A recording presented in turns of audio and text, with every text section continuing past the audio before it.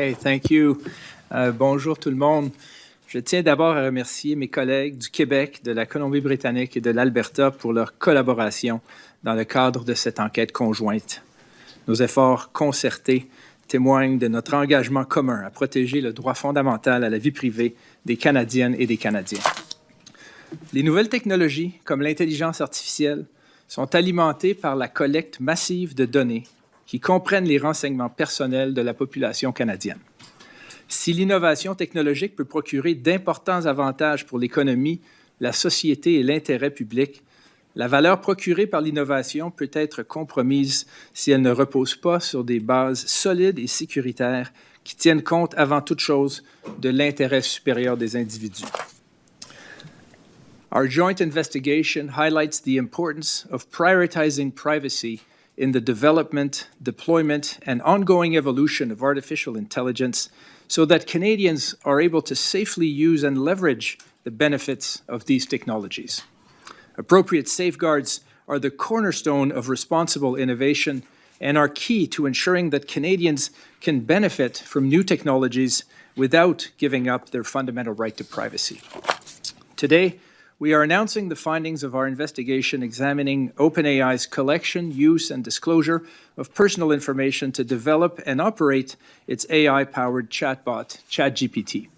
Over the course of our investigation, we identified several concerns that led us to find that the way in which OpenAI had initially trained ChatGPT did not respect Canadian privacy laws.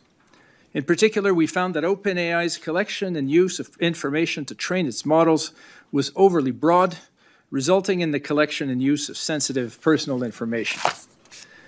Nous étions également préoccupés par des questions liées au consentement et à la transparence, par des inexactitudes dans les renseignements personnels fournis dans les résultats de ChatGPT, par l'impossibilité pour les individus concernés d'accéder à leurs renseignements, de les corriger et de les supprimer, ainsi que par un manquement en matière de responsabilité en ce qui concerne les renseignements personnels dont OpenAI a la gestion. OpenAI a lancé ChatGPT sans avoir pleinement pris en compte les risques connus en matière de protection de la vie privée. Ce lancement a exposé les Canadiennes et les Canadiens à des risques de préjudice, comme des atteintes à la vie privée et de la discrimination fondée sur les renseignements fournis à leur sujet. Following our investigation, OpenAI took important steps to improve privacy protections and has also agreed to implement further measures to address my office's concerns. These measures will significantly limit the personal information that is used to train new ChatGPT models and will better protect the fundamental right to privacy of Canadians. They will also make Canadians more aware of the implications of using ChatGPT. I've concluded that the measures that have been and that will be implemented by OpenAI will address the concerns identified during the investigation with respect to PIPEDA, Canada's federal privacy law for the private sector. I've therefore found the complaint to be well-founded and conditionally resolved. Chacun de nos commissariats a mené une enquête sur la conformité d'OpenAI avec la législation qui relève de sa compétence. Par conséquent, les conclusions varient en raison des différences entre les lois. Le commissariat continuera d'assurer une surveillance afin de veiller à ce qu'OpenAI continue de limiter les répercussions de ses services sur la vie privée des individus.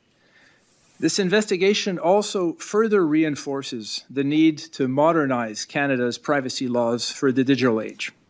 As AI is increasingly being integrated into personal and professional applications, and while current laws apply to AI, updated laws would help further support the safe deployment of new technologies to protect Canadians' fundamental right to privacy. I also expect that the findings of this investigation will inform and advance the privacy protective design of other AI-powered technologies. I would now like to invite my colleagues to further discuss our findings, et je donne la parole à Maître Naomi Ayotte, vice-présidente à la Commission de l'accès à l'information du Québec. Merci, commissaire Dufresne. Bonjour à toutes et à tous. Je tiens d'abord à saluer mes collègues, les commissaires Dufresne, Harvey et McLeod, ainsi que leurs équipes avec qui la Commission a eu le privilège de collaborer dans le cadre de cette enquête majeure sur un sujet d'actualité, soit la collecte et l'utilisation de renseignements personnels à des fins d'entraînement et de déploiement d'un robot conversationnel propulsé par l'intelligence artificielle. Avec la loi 25, le Québec a fait un pas de géant pour moderniser ses règles de protection des renseignements personnels et prendre en compte les technologies. Malgré cela, des défis d'application demeurent face aux pratiques qui sont mises de l'avant par les entreprises. En effet, l'intégration croissante et rapide de l'intelligence artificielle dans un écosystème en constante évolution, où innovation et profit semblent vouloir être réalisés à tout prix, vient complexifier le respect des règles et l'exercice des droits des personnes quant à leurs renseignements personnels.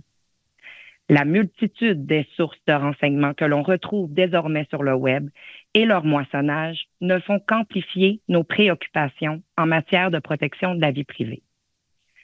Les nouvelles technologies peuvent nous porter plus loin et plus rapidement.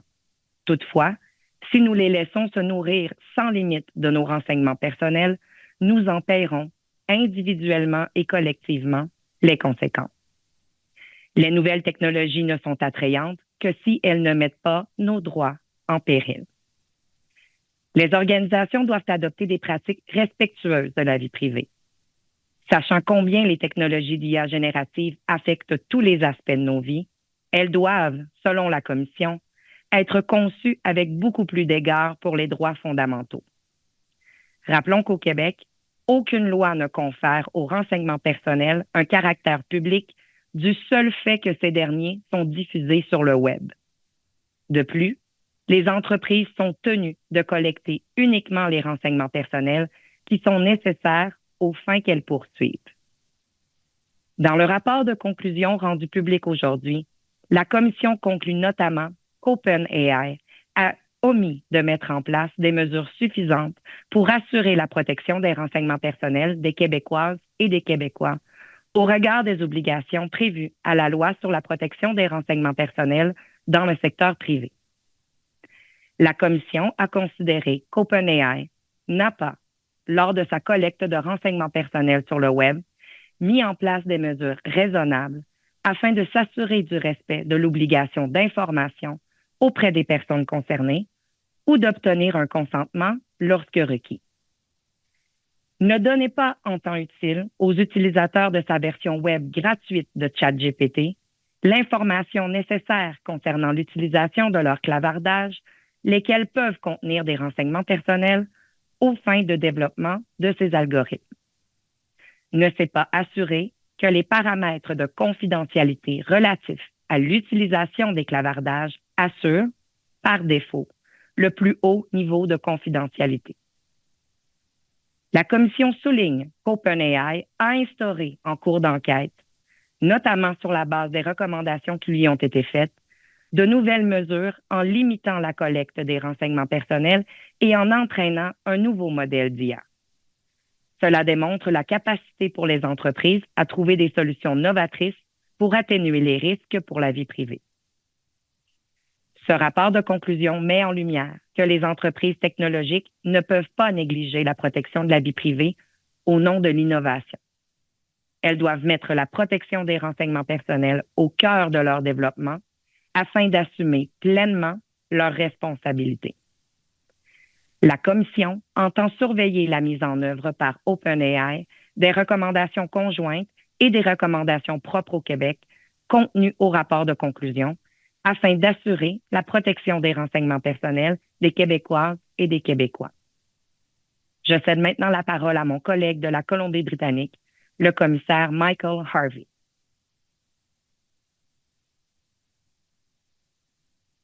President Ayotte, and good morning, everyone.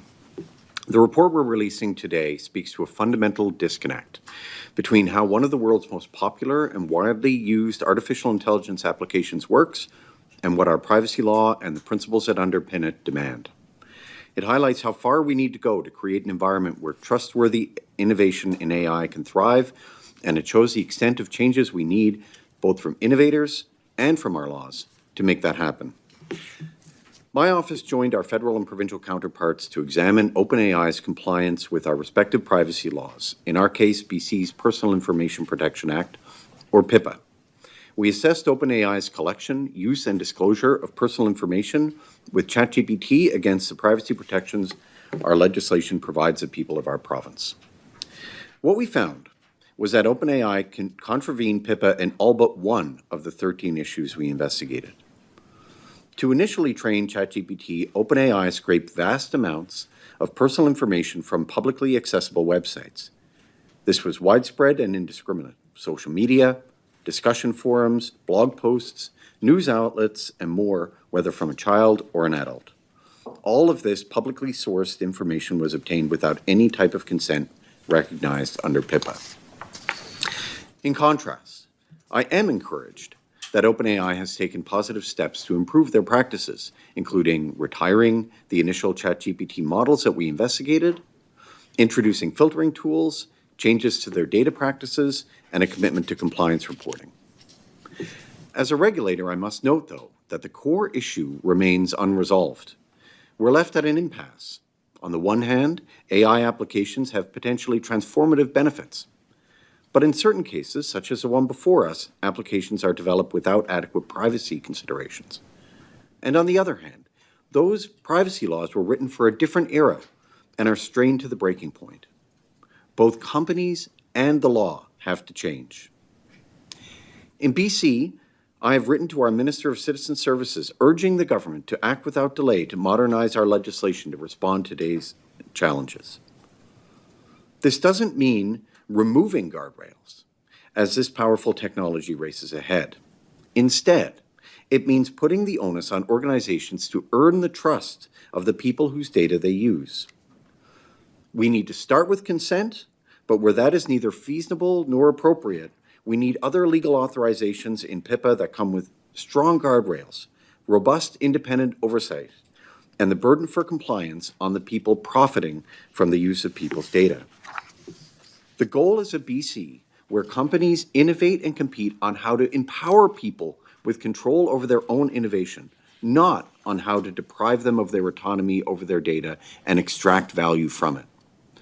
Ultimately, the principal beneficiaries of the use of personal information must be the people to whom it belongs. We need to make sure that AI works for us, not the other way around. This is how we can lay the groundwork for trustworthy innovation.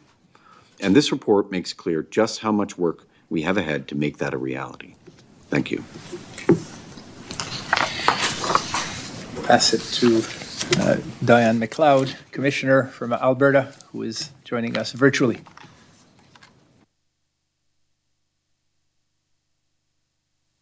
Diane, you're on mute.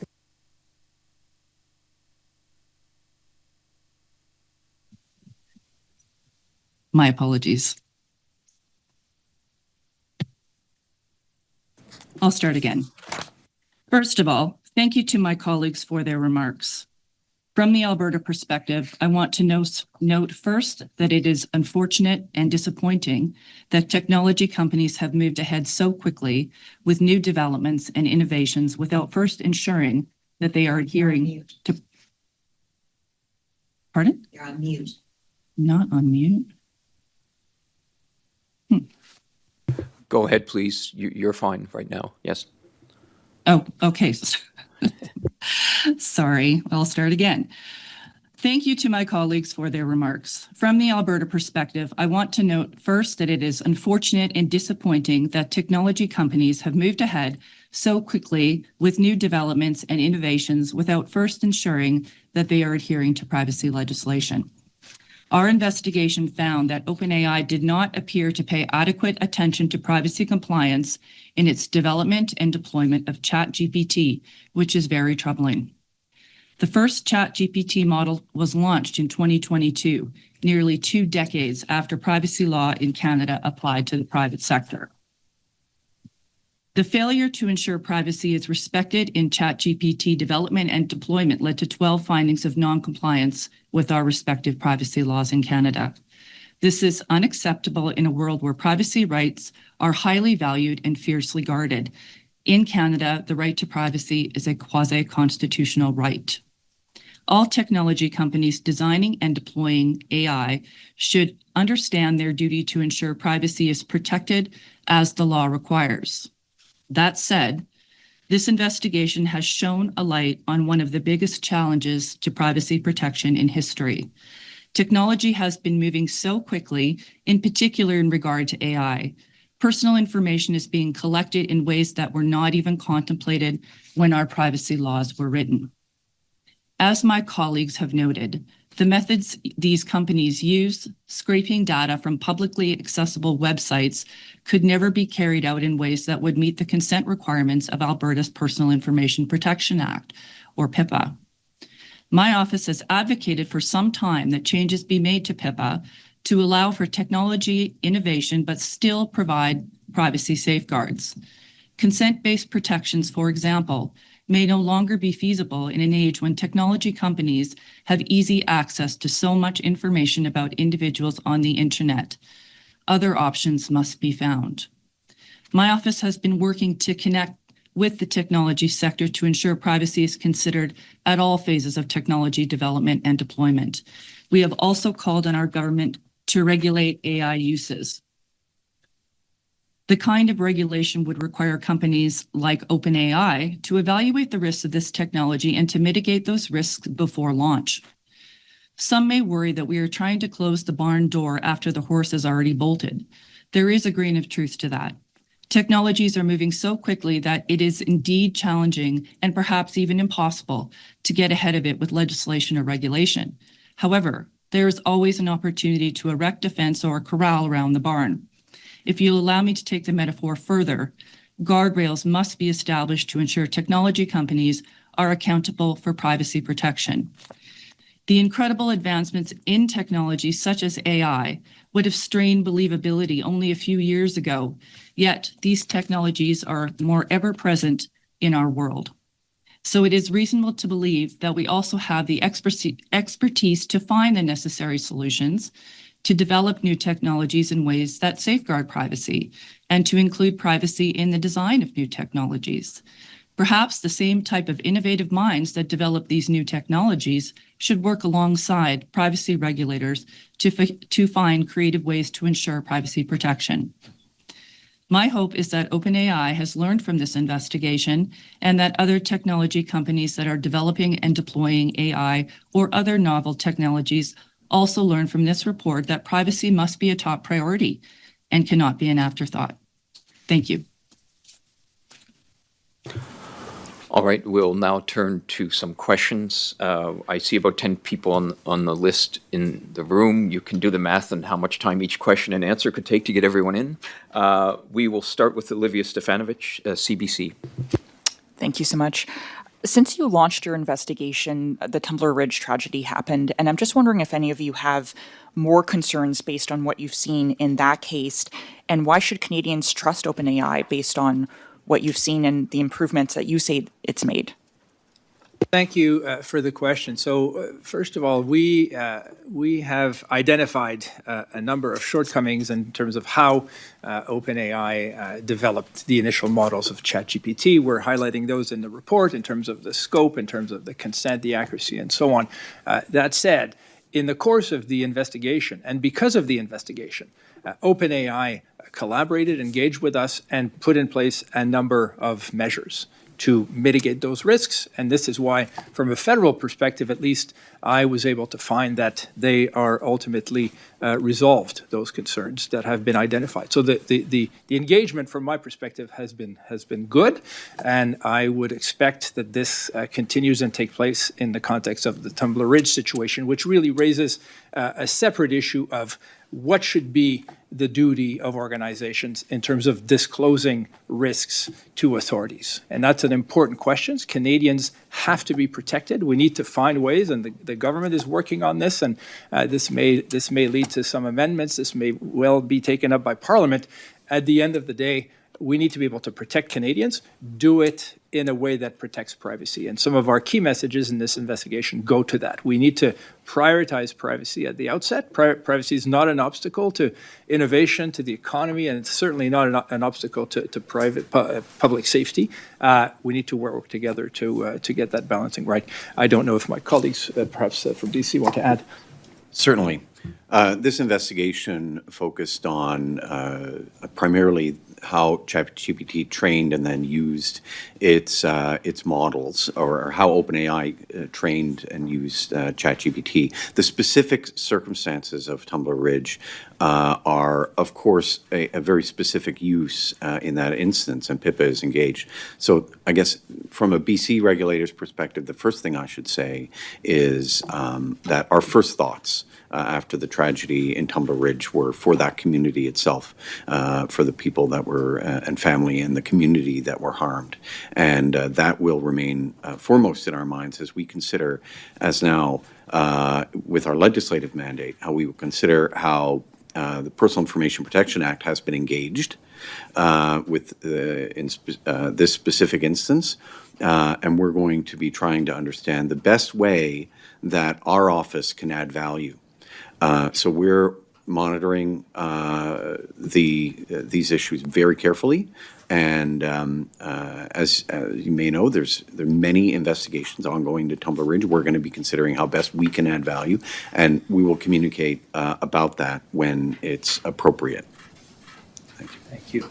Not sure if Alberta or Quebec would have anything to add on that. I will add a remark, and I would like to echo the comments of both Commissioner Dufresne and Commissioner Harvey with respect to the Tumbler Ridge incident. One of the things that I had mentioned in my opening remarks, and I believe Commissioner Harvey did as well, is there is a need to regulate artificial intelligence, its use, and so that the risks of harm can be assessed appropriately before these kinds of systems are launched.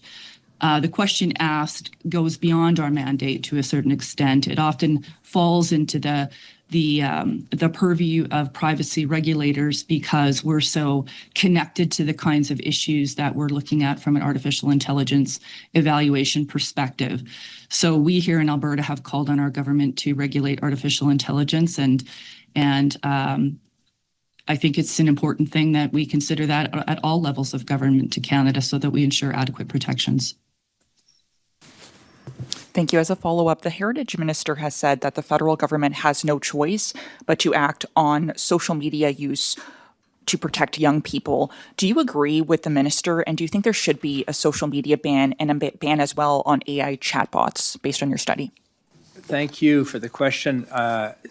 Protecting children and protecting children's privacy has been one of my priorities and one of our collective priorities as a community of privacy regulators here and in fact around the world. So we have just issued a couple of days ago guidance from a federal perspective on age assurance and looking at the best interest of children. How can we make sure that children are protected online?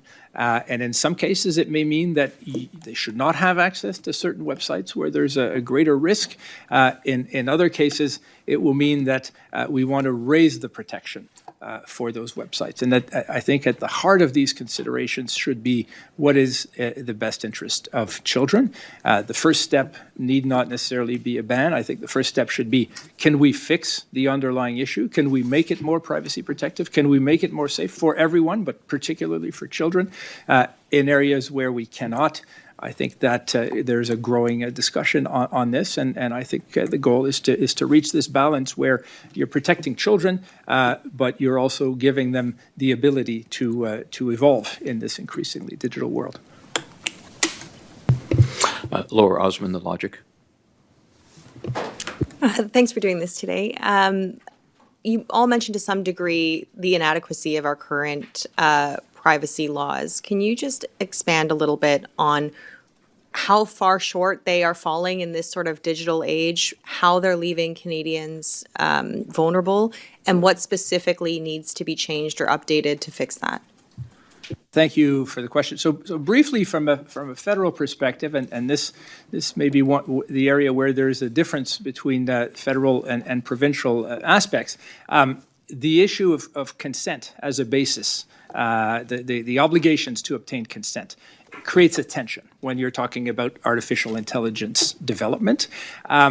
In the federal law, I had more room to maneuver in the context of consent, so I was able to find ultimately that OpenAI could meet those requirements with greater transparency, with greater risk mitigation, with the evolving understanding and expectations of Canadians, but also with more work from OpenAI. So that said, I think that there is room for improvement. In European countries, for instance, you have legitimate interest as an alternative basis for consent, which makes it in many ways perhaps a better fit. This was present in the last version of proposed modernized law federally. So those are important opportunities to improve. Privacy impact assessments should be, in my view, mandatory, and I think that echoing the comments of my colleagues on this, and we need stronger enforcement tools. So from a federal standpoint, I think there is certainly room for improvement. But I will continue to apply the current laws as they stand, and in this case, I was able to make it work. But we could have and we should have stronger protections. I'll pass it on to my colleague from BC and Alberta and Quebec on their perspective. Certainly. So I'll go first, but we're all in different situations, so I think explanation from all of us is important. In British Columbia, the law is somewhat different. So PIPA has been deemed substantially similar to PIPEDA, and they work together. However, on the matter of implicit versus implied consent, there is a very important difference in BC's PIPA, in that an organization to collect data cannot rely on implied consent if it's not collecting it from if it's not collecting it, or if the organization didn't collect it itself. So implied consent under BC's PIPA can only work if the organization collected the information. Now, what we saw here was that OpenAI did not collect the information directly. It collected it from other parties that collected it, so it scraped it off of the internet, and it cannot rely on implied consent under our Act for that. And so that's its almost all of the information used to train those models was collected in that way. And so the consent model just does not work. And so this is what I referred to when I said that, alternative models of legal authorization for collecting information must be obtained. No organization, public or private, in Canada can collect information without legal authorization. And so there needs to be a clear legal authorization. Now, that legal authorization, though, in saying that the consent model is not appropriate for, or may not be appropriate for training AI models, collecting this information at scale, we're not saying that we should just allow companies to just collect that information. Rather, that an alternative legal authorization must be created with the appropriate guardrails around it. And to ensure that that British Columbians, and I think all Canadians, can trust what's happening and trust that there's appropriate governance of that data. They can trust that there's effective oversight. So you asked for specific concerns. So things like algorithmic impact assessments, but also strengthening commissioners' authority. So I think any, under a law, the independent oversight should be backed with order-making power and the ability to levy penalties, as we've seen elsewhere around the world. So strengthened oversight. These are the things that would give people trust that the use of their information is for their benefit, and is not, that value isn't being extracted from their information for the value of others. So I'll stop there. We'll give the floor to Alberta and then Quebec. Oui. Merci beaucoup. Comme les collègues l'ont souligné avec justesse, les législations sont différentes d'une province à l'autre. Donc, oui, au niveau des conclusions dans cette enquête, il y a des différences qu'il faut apporter. Donc, du côté du Québec en particulier, alors que chez nos collègues, le consentement prend une place là, très grande, chez nous, on a l'obligation d'information. Donc, il y a la présence de consentement qui fait partie des règles dans certaines circonstances, mais on a aussi ce qu'on appelle l'obligation d'information qui fait en sorte que certains éléments doivent être dévoilés par les entreprises aux personnes concernées avant de pouvoir procéder à une cueillette. Donc ici, comme vous allez pouvoir le constater dans le rapport, l'entreprise OpenAI procède à différentes collectes, donc de différentes façons, parfois auprès des personnes concernées, parfois sur le web, parfois par l'intermédiaire de tiers aussi, là, avec qui elle a des relations contractuelles. Donc, dans toutes ces situations-là, ce sont des règles différentes qui peuvent s'appliquer. Donc, à ce niveau-là, du côté québécois, il y a certains manquements qui ont été constatés, mais pour lesquels la commission en est venue à la conclusion que les mesures que l'entreprise a mis en place permettaient de résoudre conditionnellement certains des éléments. Pour certains autres, entre autres en matière de consentement, il y a des éléments et d'autres mesures qui devront être mises en place par l'entreprise pour pouvoir être jugées conformes à notre législation. Donc, les recommandations qui ont été faites vont dans ce sens. Donc, encore une fois, j'invite tout le monde à prendre connaissance de ce rapport qui contient vraiment beaucoup d'informations pertinentes sur les pratiques, mais aussi sur les règles applicables. Donc, de ce côté-là, comme je l'ai dit dans le discours d'ouverture, on va suivre ce qui se passe du côté de l'entreprise, puis on pourra prendre les mesures appropriées si c'était nécessaire. Juste un instant de plus pour aussi reprendre les propos de mes collègues auxquels j'adhère, donc entre autres ceux de la commissaire de l'Alberta. Il y a des enjeux en intelligence artificielle qui ne pourront pas se régler non plus uniquement par les règles de protection des renseignements personnels. Donc, d'autres instances devront faire un travail, des lois devront être modifiées pour permettre aussi là, que d'autres éléments que la protection des renseignements personnels puissent être couverts pour protéger évidemment les Canadiens, mais les Québécois et les Québécoises aussi. Donc, ce sont des éléments c'est important de souligner parce que même si on peut en faire beaucoup au niveau de la protection des renseignements personnels, tout ne peut pas reposer là-dessus. Et en terminant, je le répète, du côté du Québec, on a eu une belle avancée avec notre loi 25, des règles en matière de protection des mineurs, les 14 ans et moins, les consentements parentaux dans ces cas-là, mais ça peut pas tout couvrir.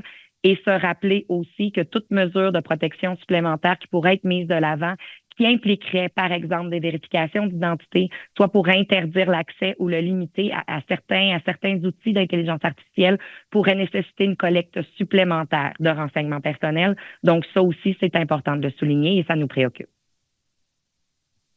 Cloud? Thank you. Alberta's PIPA is substantially similar to PIPEDA as well. In fact, BC and Alberta's PIPA were drafted together and brought into force in 2004. The issues that Commissioner Harvey mentioned with regards to consent in Alberta's PIPA are essentially the same as those in British Columbia, which means that OpenAI, in the way that it did, could not ever get consent by scraping information off of internet sites, information about individuals off internet sites. So what this means is that in order for our laws to advance, in order to facilitate the advancement in innovation, including artificial intelligence, the laws will need to be reconsidered. And if consent is not the primary means of collecting information, there's exceptions to consent, then as Commissioner Harvey mentioned, there needs to be balance included in the legislation. So expanded oversight, expanded accountability, administrative monetary penalties, kinds of controls that would ensure that those adequate privacy protections remain in place, but also allowing innovation to occur in a responsible and reasonable way. And Commissioner Dufresne mentioned privacy impact assessments. That would be another way of evaluating technology before it goes to market. So all of these controls could be added in. In Alberta, our PIPA legislation is currently under review. We have made numerous recommendations about how to balance those requirements in PIPA to facilitate the innovation and ensure adequate controls. And our government is in the process of looking at those at the moment. Thank you. Thank you so much. As a follow-up, Commissioner McLeod, you mentioned this is a bit like trying to put the horse back in the barn. I understand that OpenAI is making a bunch of changes to try to improve things in the future. Is there any way to remedy the fact that these models have already been built on massive amounts of Canadians' private information that they didn't give consent to? Well, I think it's important to consider what kind of information they have and the ability to decouple that information from a training model. So in this particular case, we determined that what they had collected was not in compliance with the legislation. One of the recommendations we made was around retention of the data included in those models. There was some assertions put forward by OpenAI that they are no longer using the very models that we were investigating in terms of the overcollection and non-compliance. And so I think it's important right now for me as a regulator to consider whether or not Albertans' personal information is something that we need to think about in terms of asking for deletion, considering they didn't have authority to collect that in the first place, if they're no longer using that information to train their models. So because we still have to assess those assertions, we can't determine at this point what steps we need to take, but we will continue to consider those steps. And to say that under federal law, under PIPEDA, AI can be developed. So that's one of the differences where our conclusions, and those are set out in the report, where we've found federally that they were not initially done in a legally compliant way, and we're showing how they should have done that and how others should do that. And that means dealing with the reasonable expectations of Canadians, being very transparent, limiting the scope of what you're collecting and having these types of approach, using innovation to protect privacy, having retention mechanism, making it user-friendly for Canadians to know what information is there. If they don't want to be there, how can you opt out? So this shows in a way the powerful impact that an investigation like this one can have. But ideally, we wouldn't have to do this if privacy by design was applied. But really, my message is we can federally develop AI, but we need to be prioritizing privacy. I might wish to clarify, though, that we investigated OpenAI's ChatGPT, and ChatGPT had a specific approach that was used. OpenAI used a specific approach to train ChatGPT where it scraped information off of basically the entire internet at that time, the entire what is sometimes called the open internet. But there's many other AI applications beyond. ChatGPT is an example of a large language model and an AI chatbot. But there's many AI applications, and we know that essentially all AI use cases use big data to train their models. That's a feature of machine learning, but they don't all scrape the entire internet. So it's important to say that our findings are about OpenAI and ChatGPT, and not necessarily every AI application that's being used. And there's many different types of AI applications used as innovation is progressing in Canada and around the world every day. Yeah, I would just like to clarify that as well. Commissioner Harvey is correct. In fact, we have many applications of artificial intelligence operating in Alberta that we have reviewed from a privacy perspective. So artificial intelligence can and is being developed in Alberta and in compliance with our laws. And as Commissioner Harvey said, it was just this type of collecting of data that was problematic in this issue, in this instance. Okay. Again, I'd like to amplify that we have quite a few reporters here with a lot of questions, so some combination of speed or brevity would be helpful to get a lot of questions in here. En suivant, Monsieur Sabat, La Presse canadienne. Bonjour, Michel Sabat, La Presse canadienne. Monsieur Dufresne, vous dites essentiellement que votre enquête renforce la nécessité de renforcer les lois sur la vie privée. Donc, en termes clairs, peut-être avec un exemple s'il le faut, qu'aimeriez-vous voir dans une modernisation de la loi? Ce que j'aimerais voir, c'est un renforcement du régime, par exemple le pouvoir d'émettre des ordonnances, le pouvoir d'imposer des amendes s'il y a des violations, et aussi l'obligation de faire des évaluations de la vie privée au début du processus, avant de lancer des initiatives. Et il y a d'autres choses, mais je pense qu'en gros, il faut envoyer un message que la vie privée et l'innovation, ça va ensemble. En fait, la vie privée, ça encourage l'innovation parce que ça génère la confiance. Bien, je vais rebondir là-dessus. Madame Ayotte, je crois que la Commission au Québec peut imposer des amendes. Pourquoi n'en imposez-vous pas dès à présent? Après tout, la compagnie a violé les lois et ne faut-il pas montrer qu'il y a des conséquences qu'il faut punir? Merci pour la question. Donc oui, vous avez raison. Du côté du Québec, nous avons un régime renforcé. Donc les éléments que mon collègue M. Dufresne vient de mentionner, nous les avons au Québec. Donc entre autres, l'obligation de faire une évaluation des facteurs relatifs à la vie privée avant tout projet technologique, c'est présent, c'est là. Aussi l'imposition possible de sanctions administratives pécuniaires dans certains cas du côté du secteur privé et les sanctions pénales. Une fois cela dit, nous sommes ici dans un contexte d'enquête commune. Donc, ce contexte-là où on a pu vous l'illustrer depuis le début de nos prises de parole, les législations sont différentes.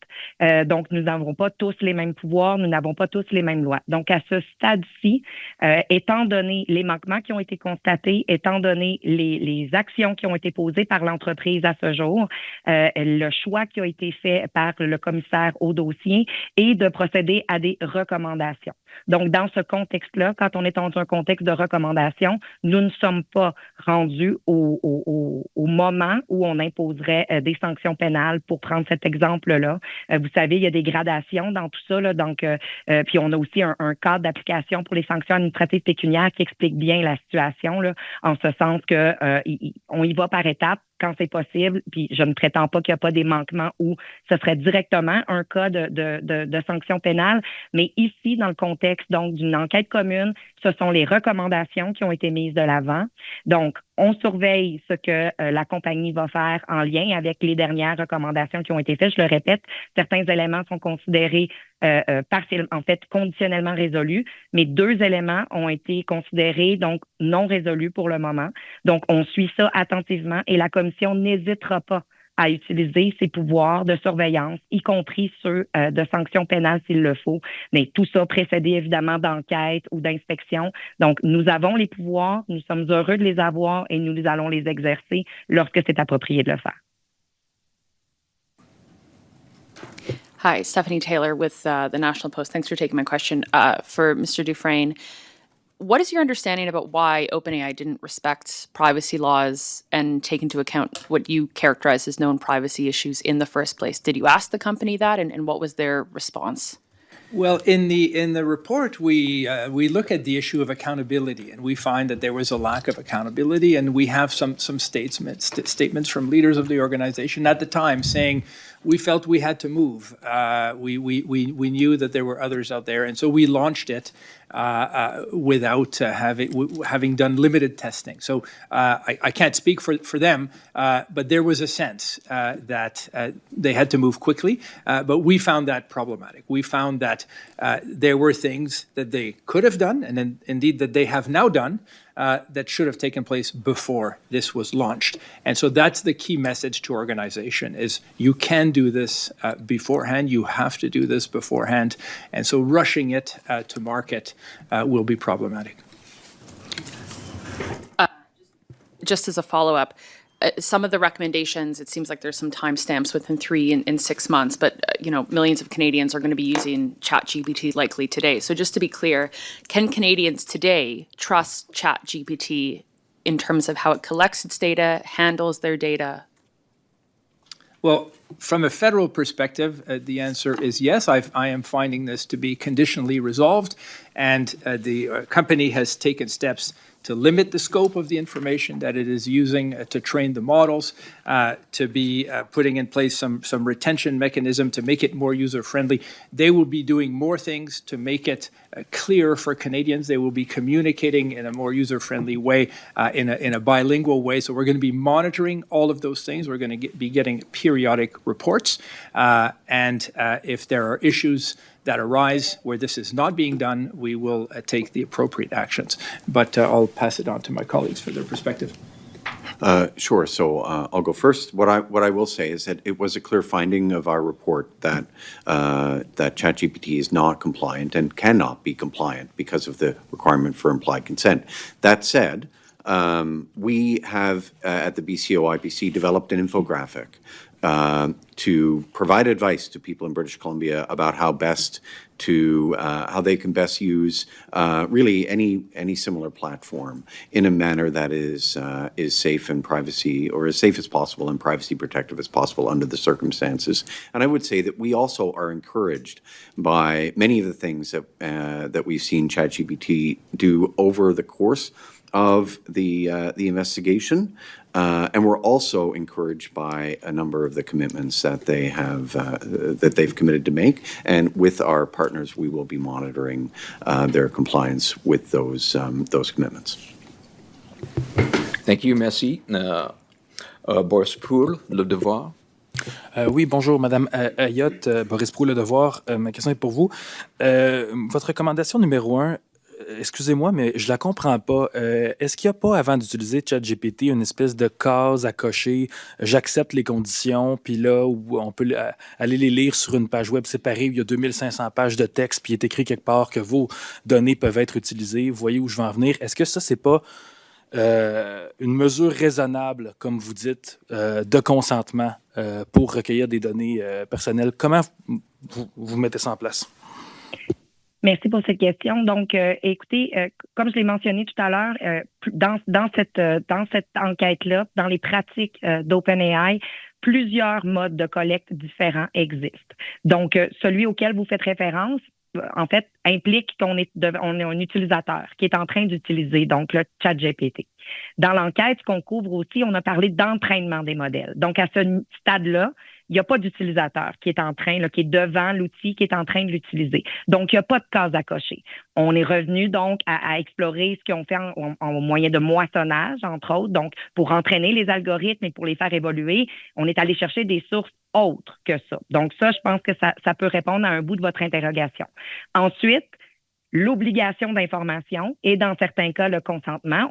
On n'ira pas dans le technique de la différence entre les deux, mais les personnes doivent être correctement informées. Donc, dans ce que vous abordez, oui, on pourra nous présenter de l'information, on pourra avoir des cases encochées. Il en faut d'ailleurs, on souhaite qu'elle soit présentée au bon moment, mais vous comprendrez que la loi prévoit expressément quelles informations doivent être données.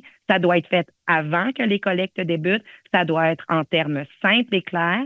Et donc, si on fait référence, entre autres, à des politiques de confidentialité, et je ne dis pas que c'est ce que l'entreprise fait, mais des politiques de confidentialité enfouies, difficiles à trouver, ou des textes qui durent des pages et des pages et qui font en sorte que les gens ne comprennent pas ou ne lisent carrément pas l'information, on arrive à des situations où ça peut être difficile de rencontrer l'obligation d'information.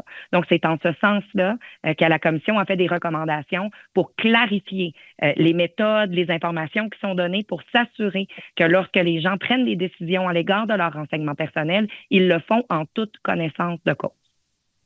Merci. Ma seconde question est pour le commissaire Dufresne. Vous mentionnez les préjudices pour les Canadiens. Vous mentionnez quelque part quelque chose qui aurait de la discrimination, selon les renseignements qui sont fournis sur vous. Pouvez-vous me dire en termes clairs quel genre de discrimination vous parlez? Oui, merci pour la question. En fait, on a identifié des lacunes par rapport à l'exactitude des renseignements. Alors, le fait que on collectait des renseignements sur l'Internet ou dans les interactions, dans le clavardage, et puis les réponses pouvaient être fausses, ou les réponses pouvaient être tendancieuses, ou les réponses pouvaient être basées sur des sources de commentaires sur les médias sociaux, de la désinformation, etc. Alors, c'est ce à quoi on a fait référence en disant, il faut un peu plus d'exactitude. On ne demande pas la perfection, mais il faut surtout plus d'informations pour avertir les utilisateurs que cette information-là, elle n'est pas nécessairement exacte. Et une des choses qu'on a obtenues d'OpenAI, c'est qu'ils vont divulguer plus clairement les sources d'informations. Donc, on a une réponse ChatGPT, mais on peut aller voir ça vient d'où, ça, pour pouvoir valider. Puis les gens vont pouvoir aussi demander qu'est-ce que vous avez à mon sujet, puis si ce n'est pas exact, la capacité de le corriger. Alors, c'est un peu ça, cette thématique là-dessus. Merci. Merci. Et encore, excusez-moi, Raphaël Pilote, Journal de Québec. Bonjour.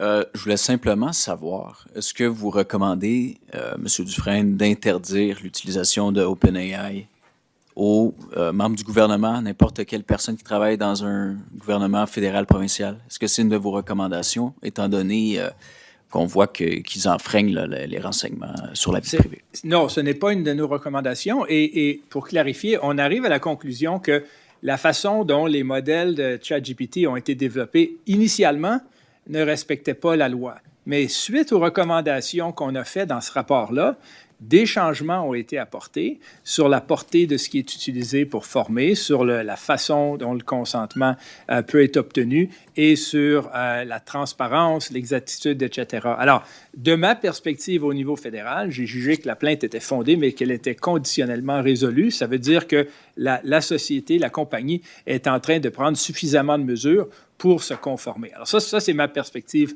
au niveau fédéral. Et donc, je ne fais absolument pas une recommandation de ne pas l'utiliser à ce sujet-là. Puis, j'apprécie au contraire l'engagement puis les démarches qui ont été prises par l'organisation. Donc, juste pour être sûr, ça serait correct là, si des gens au gouvernement, sur des appareils du gouvernement, se servent d'OpenAI. Mais ma deuxième question, en fait, c'est qui votre interlocuteur au Canada chez OpenAI? Parce qu'ils n'ont pas de bureau. Les centres de données, les données canadiennes sont stockées, je crois, aux États-Unis, sauf erreur. En Europe, les données d'OpenAI sont stockées en Europe parce qu'ils considèrent ça comme peut-être un potentiel de faille de sécurité. Fait que est-ce que c'est quelque chose que vous aimeriez voir par rapport à la sécurité? Oui, en fait, par rapport à la sécurité, les données qui quittent le Canada, une de mes recommandations, justement, d'avoir une modernisation des lois, c'est d'avoir un régime un peu plus strict sur la protection des données canadiennes qui quittent le Canada. Je pense que c'est un enjeu là, dont on parle de plus en plus, la souveraineté numérique et tout ça. Mais par rapport à notre interlocuteur, c'est OpenAI, c'est les procureurs d'OpenAI, parce que la loi canadienne s'applique à OpenAI du fait que OpenAI a un impact sur les Canadiens. Alors, ils n'ont pas besoin d'avoir un bureau au Canada, ils n'ont pas besoin d'être localisés comme ça. Notre juridiction s'applique à eux. J'aimerais réagir, si vous le permettez, juste par rapport à la première portion de votre question. Donc, évidemment, là, vous pourrez le constater à la lecture du rapport, notre enquête n'a pas porté sur autre élément que les renseignements personnels qui pouvaient être utilisés par le système. Mais votre question, en disant peut être utilisée par des membres du gouvernement, pour moi, je ne peux pas faire autrement que quand même préciser que, donc, dans un contexte de travail aussi, il y a de l'information confidentielle, hein, quand on travaille pour le gouvernement qu'on manipule à tous les jours. Donc, c'est le côté accès à l'information qui m'interpelle un peu ici. Puis, je ressens le besoin de quand même dire qu'il y a les éléments de protection des renseignements personnels qui nous interpellent dans l'outil. Mais évidemment, on ne peut pas... La loi sur l'accès du côté québécois protège des informations, certaines informations qui doivent demeurer confidentielles au sein du gouvernement. Puis, quand on dépose des renseignements ou qu'on pose des questions à ces outils-là, bien, on communique des informations vers l'entreprise.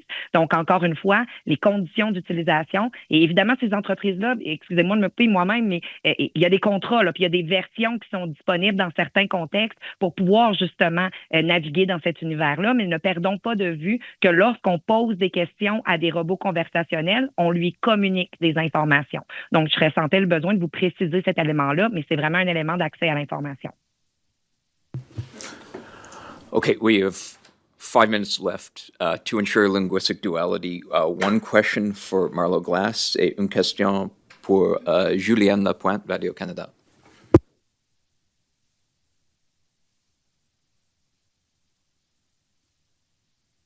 Not sure if mine's... Oh, hello. My question is for Diane McLeod about the leak of Alberta's list of provincial voters. Elections Alberta and the RCMP have launched separate investigations. Is your office involved or will be investigating? Thank you for the question. Yes, we are looking at this matter. We have been in touch with the Chief Electoral Office and the representatives there to determine what steps they are taking under the Elections Act. And we are currently assessing what our jurisdiction may be over the body that created the app and made the information available. So we should be releasing information later this week on that front. Politicians and private citizens have been public about their concerns about their safety and their private information being public. What is your response to that? Well, it's a very serious issue, and Albertans are very concerned. At our office, we're receiving numerous calls about the matter, and we certainly are following what's going on in the media, and we're paying close attention. And if we should have some information available tomorrow about the work our office is doing in this regard. Thank you.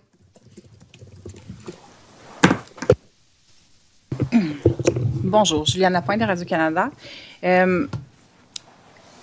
quand on y pense vraiment, vous avez mentionné plutôt le besoin d'avoir des sanctions, mais quand on y pense, essentiellement, le message qui est véhiculé aux Canadiens, c'est que quand on fait de la vitesse, on doit payer une amende. Quand nos impôts sont en retard, on paye un prix sur cet impôt-là. Est-ce qu'en n'ayant pas de sanctions pour quelqu'un qui contrevient à la loi, prend des renseignements, on n'est pas un peu en train de lancer un message que finalement, il n'y en a pas de risque, puis que c'est pas grave Puis je vous pose la question parce qu'on entend beaucoup ce que le gouvernement doit faire, mais inévitablement, on doit se dire aussi qu'il y a des gens pour qui... il y a des gens qui sont bien au fait que leurs données sont utilisées peut-être par ces robots-là, mais qui se disent, ben coudonc, c'est pas grave, au moins je l'aurai ma thérapie gratuitement. Donc, j'aimerais peut-être vous entendre là-dessus, ce message-là qu'on lance à la population en ne serrant pas la vis davantage. Je suis d'accord avec vous. Et puis, pour réitérer, moi, je n'ai pas le pouvoir d'émettre des sanctions financières ou des ordonnances en vertu de la loi fédérale. Et c'est quelque chose que je demande au gouvernement depuis ma nomination comme commissaire. Et vous avez absolument raison. La présence de ce risque de sanctions-là, ça va motiver n'importe quelle organisation à agir plus rapidement, de façon plus prudente. C'est la même chose c'est le même impact sur nous toutes et tous. Alors moi, mon objectif, c'est d'avoir ce pouvoir-là, pas pour l'exercer souvent nécessairement, mais ça mène à des meilleures décisions. Alors, il faut absolument faire ça. Et pour le message aux Canadiennes et Canadiens, je pense que le message, c'est que les lois existent, on les utilise au maximum de notre capacité, on obtient des changements importants, on va continuer de le faire, mais certainement, on pourrait faire beaucoup plus avec des lois modernisées. OK, juste en relance, est-ce que c'est pas risqué alors? Vous dites qu'il y a des lois qui existent, mais visiblement, on les contourne, les lois, et ces entreprises-là s'en sortent avec un remerciement d'avoir fait des ajustements. Donc, les lois, elles sont là, mais est-ce que c'est pas risqué dans ce contexte-là d'y aller avec le lancement d'une stratégie sur l'intelligence artificielle de la part du gouvernement, par exemple? Bien, moi, je ne pense pas que c'est mutuellement exclusif. Je pense que le gouvernement peut faire la promotion d'une industrie et en même temps renforcer les lois sur la protection des renseignements personnels. Et en fait, je pense que c'est un cercle vertueux. Je pense que si on renforce la protection de la vie privée, si on met des sanctions plus fortes, on augmente la confiance. On augmente la confiance des Canadiennes et des Canadiens, on augmente la confiance des consommateurs. C'est bon pour l'économie, c'est bon surtout pour les gens. On parle d'un droit fondamental, mes collègues l'ont mentionné. Alors, je suis absolument d'accord avec vous. Il faut renforcer ces lois-là. Ça devrait être une priorité.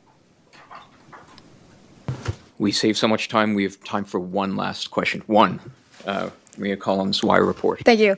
In your guidelines published earlier this week on privacy protective age assurance, you said developers should ensure deletion of any personal information that they gathered after processing an age result. In terms of today's findings, can you talk a little bit more about how OpenAI is governing the retention and deletion of personal information to protect against a potential breach? Well, thank you for the question. And so we pushed to they didn't have a clear retention schedule at the outset, and now they do as a result of this investigation. So it's going to include new technological approaches. They're going to be providing us with some updates on this, and they're going to be discontinuing some use of information over time when it's no longer necessary. And so we're going to be monitoring this, but this is an example of a clear gap that we identified in this investigation and that led to those recommendations. Maybe ask if my colleague Diane McLeod has more to add on that point. Oh, thank you, Philippe.